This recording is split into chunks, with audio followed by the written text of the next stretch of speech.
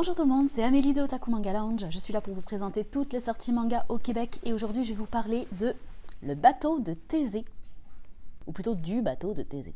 Donc le bateau de Thésée, seinen manga qui prend pour thème la psychologie humaine.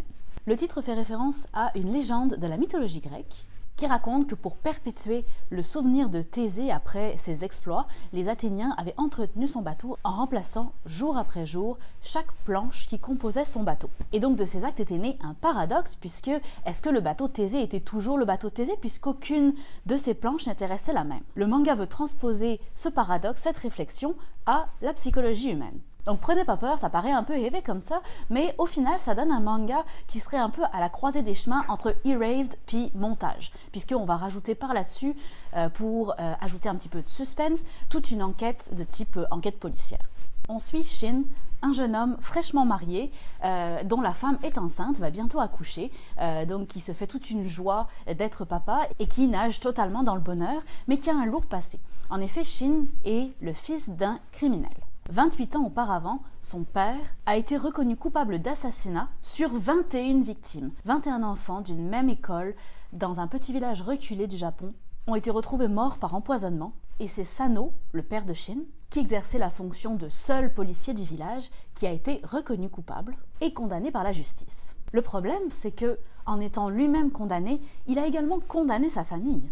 Puisque au Japon, être relié de près ou de loin à un criminel, c'est quelque chose de très grave dans la société. Et donc lui a grandi en ayant toujours l'ombre de son père au-dessus de lui qui disait « Je suis le fils d'un criminel ». Au milieu. Donc il a grandi au milieu des brimades, des exclusions, des déménagements, etc. etc. En s'installant avec sa femme et en fondant une famille, il pense enfin pouvoir goûter au bonheur. Jusqu'au jour de l'accouchement, où sa femme meurt en couche. Donc Shin, il n'est pas très chanceux dans la vie, là, on s'entend. Non seulement il perd la femme de sa vie, il perd tout cet espoir de bonheur qui pouvait enfin voir le jour, mais en plus de ça, se retrouvant papa veuf avec ce lourd passé de fils de criminel, sa belle famille veut en plus lui enlever son fils. Je vais m'arrêter là parce que franchement, plus je le raconte et plus je me rends compte que c'est juste complètement désespérant. C'est alors qu'il va se rendre compte que pendant sa grossesse, sa femme avait profité de son temps à la maison pour réunir des informations sur l'affaire d'assassinat des 21 enfants dont le père de Shin avait été reconnu coupable.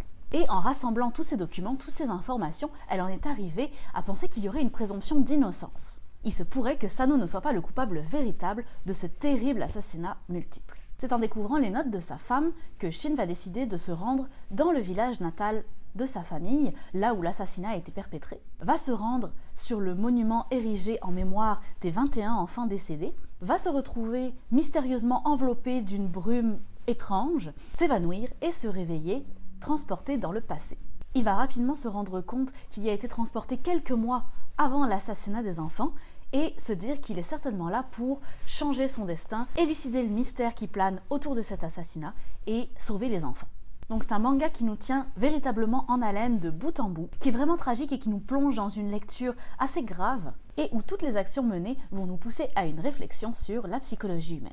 Tantôt, je comparais le manga un petit peu à Erased. C'est sûr qu'on retrouve des thématiques très similaires. Par contre, le ton est beaucoup plus grave que le ton léger qui était adopté dans Erased. Donc une lecture un petit peu plus sérieuse. Mais véritablement un manga passionnant avec des enjeux véritables. C'est là-dessus que je vais vous quitter. On a parlé aujourd'hui ensemble du bateau de Thésée.